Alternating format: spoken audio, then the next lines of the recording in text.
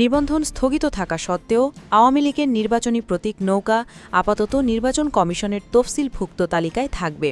এই তথ্য নিশ্চিত করেছেন নির্বাচন কমিশনার আব্দুর রহমানেল মাসুদ। সেই সঙ্গে এখনই শাপলা প্রতীক হিসেবে অন্তর্ভুক্ত হচ্ছে না। ১৩ জুলাই নির্বাচন ভবনের নিজ দপ্তরে সাংবাদিকদের এসব কথা জানান তিনি বলেন, নৌকা নির্বাচন কমিশনের তফসিলভুক্ত প্রতীক। কমিশন এখান থেকে রাজনৈতিক দলগুলোকে প্রতীক বরাদ্দ দিয়ে থাকে।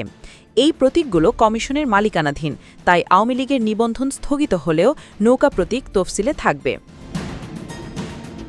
এ সময় শাপলা প্রতীক যুক্ত হচ্ছে কিনা জানতে চাইলে ইসি বলেন, আজ পর্যন্ত এ বিষয়ে নতুন কোনো সিদ্ধান্ত হয়নি। ভবিষ্যতে হয় কিনা সেটা পরে দেখা যাবে।